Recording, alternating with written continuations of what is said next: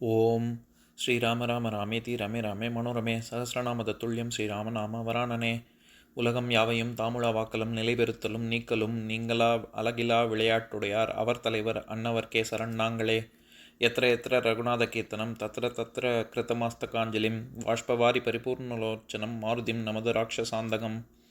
அஞ்சிலே ஒன்று பெற்றான் அஞ்சிலே ஒன்றைத் தாவி அஞ்சிலே ஒன்று ஆறாக ஆரியர்க்காக ஏகி அஞ்சிலே ஒன்று பெற்ற அணங்கைக் கண்டு அயலாரூரில் அஞ்சிலே ஒன்றை வைத்தான் அவன் எம்மை அழித்துக் காப்பான். இன்னைக்கு நம்ம கம்பராமாயணத்துல பாலகாண்டத்துல திருஅவதார படலத்துல 111வது பாட்டு பார்க்க போறோம்.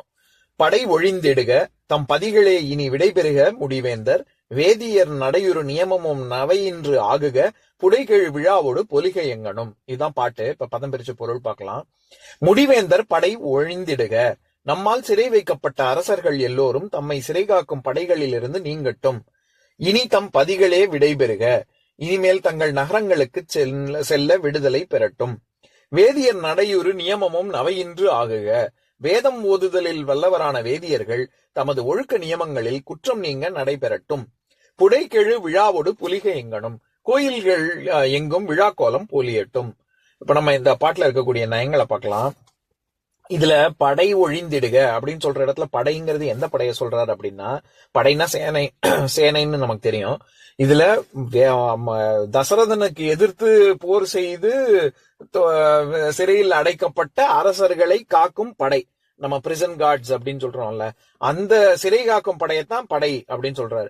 அப்போ என்ன, அந்த அரசர்கள் எல்லாம் அந்த காவல்ல இருந்து சிறையில இருந்து அடைத்து வைத்தவர்கள் எல்லாத்தையும் விடுவிச்சு அவர்கள் அவர்களுடைய நகரங்களுக்கே செல்லட்டும், விடை பெறுக அப்படின்னா விடுதலை பெறட்டும் அப்படின்னு சொல்றாரு.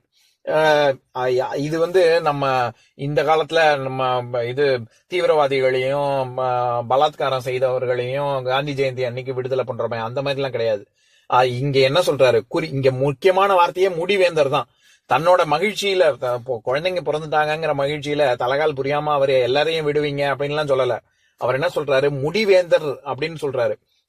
அரசர்கள் தர்மத்துக்கு விரோதமா போனவங்க, சத்திரிய தர்மம் சண்டை போடுறதுதான், அதனால அவர்களை விடுவீங்கன்னு சொல்றாரு வழிய, இப்ப இது அதர்மத்தின்படி நடந்த திருடங்க, இது தீவிரவாதிங்க இந்த மாதிரி இருக்க எல்லாரையும் விடுவிச்சிருங்கன்னு அவர் சொல்லல. அதனால இது ரொம்ப முக்கியம். நம்ம இப்ப நடக்கிற விஷயத்துக்கும் அப்ப நடக்கிற விஷயத்துக்கும் ஒப்பிட்டு பார்க்கணும். வேதியர் நடையுறு நியமமும் நவையின்று ஆகுக அப்படின்னு வர்ற இடத்துல நடையுறு அப்படின்னா நடைபெறும் அப்படின்னு அர்த்தம். நியமம் அப்படி நான் ஏற்கனவே சொல்லியிருக்கேன், அஷ்டாங்க யோகத்துல நியமம், அதாவது இங்க விரத ஒழுக்கங்களை தான் நியமம் அப்படின்னு சொல்றாரு. அப்பேற்பட்ட வேதியர்கள் விரத ஒழுக்கத்தோடு நடக்கக்கூடிய யாகங்கள், யஜ்யங்கள், இது வேள்விகள் எல்லாம் சிறப்பாக நடக்கட்டும் அப்படின்னு சொல்றாரு. அதே மாதிரி புடைகெழு விழாவோடு பொலிகை எங்கனும் அப்படின்னு வர்ற இடத்துல புடை அப்படின்னா பக்கம்னு அர்த்தம்.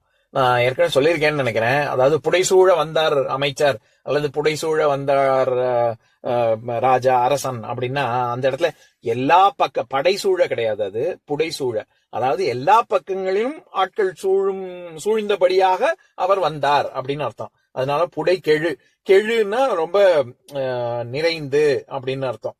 நம்ம ஏற்கனவே இந்த கெழுங்கிற சொல் பார்த்திருக்கோம். 284வது பாட்டுல தழையவிழ் தருவுடை சைலகோபனும் கிளையும் அந்தரமிசை கெழுமி ஆர்ப்புற அலை புகும் அரவினோடு அளவன் வாழ்வுற இளையவர் பயந்தனள் எளிய மென்கொடி அப்படிங்கிற பாட்டுல எல்லா தேவர்களும் சரி, இது இந்திரனும் சரி, கிளையும் அவனுடைய கூட்டாளிகள் தேவர்களும் சரி எல்லோரும் ஒன்று கூடி, கெழுமி அப்படின்னா ஒன்று கூடி, ஆர்ப்புற பேரொலி எழுப்பினார்கள் அப்படின்னா ஒன்று கூடுதல், கெழுமுதல்னா ஒன்று கூடுதல்னு பார்த்தோம்ல, அந்த மாதிரி இங்க புடை கெழு விழாவோடு அப்படின்னா எப்ப எல்லாரும் ஒண்ணு கூடுவாங்க, பெரிய கோவில் திருவிழா நடக்கும் பொழுது. அதனால இந்த இடத்துல கோவில்னு எங்கேயுமே சொல்லல, ஆனா எங்கும் விழா கோலம் பொலியட்டும் அப்படிங்கிறது கோவில்ல தான் குறிப்பா நம்ம அர்த்தம் பண்ணும்போது அப்படிதான் அர்த்தம் பண்ணிக்கிறோம். ஏன்னா நான் ஏற்கனவே சொல்லியிருக்கேன், நம்ம வான் சிறப்புங்கிற அதிகாரத்துல திருக்குறள் 18வது திருக்குறள்ல, அதாவது வான் சிறப்புங்கிற அதிகாரத்துல 8வது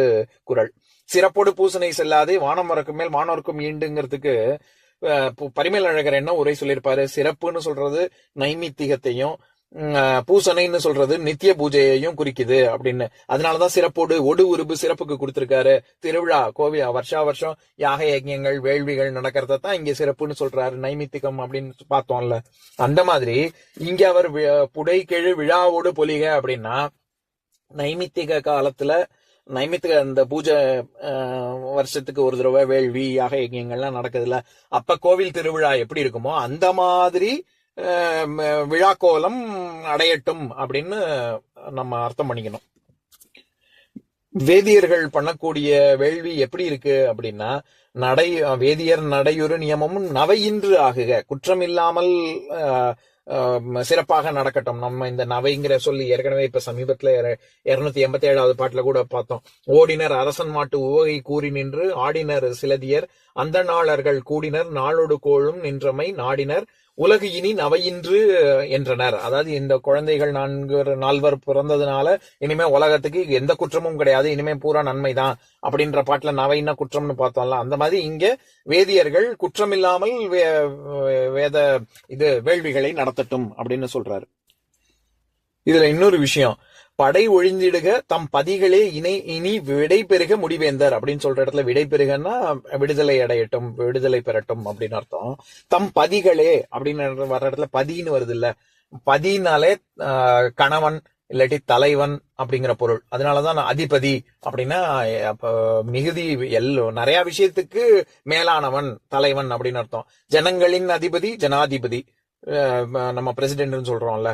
இப்ப திருப்பதி, திருவின் பதி, லக்ஷ்மியின் கணவன், லக்ஷ்மியின் அன்பிற்கு பாத்திரமானவன் திருப்பதி. உத்தியோகபதி இண்டஸ்ட்ரியலிஸ்ட்.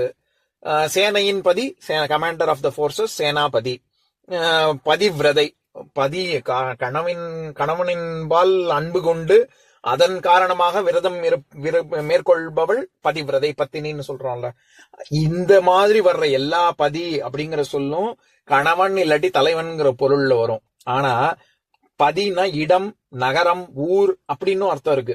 இப்ப மோட்சபதியே அப்படின்னா மோட்சபதியர் அப்படின்னா மோட்சத்தை அடைந்த, மோட்சம் அப்படிங்கிற இடம். இப்போ சிவபதம் கைலாசத்தை அடைந்தார், அல்லது வைணவர்கள் வைகுண்டத்தை அடைந்தார், அந்த இடத்தை குறிக்குதுல. வைகுண்டம், கைலாசம் மோட்சத்துக்கான இடம். மோட்சபதியர் அப்படின்னா மோட்சத்துக்கான இடத்தை சென்றடைந்தவர்கள் அப்படின்னு அர்த்தம். அதனால பதினா இடம்னு ஒரு அர்த்தம் இருக்கு. இடம், ஊர், நகரம் இப்படி இல்லாம அர்த்தம் இருக்கு. இந்த இடத்துல தம் பதிகளே இனி விடை பெறுக அப்படின்னா அந்த இடத்துல கணவனோ அல்லது தலைவனோ அர்த்தம் பண்ணக்கூடாது.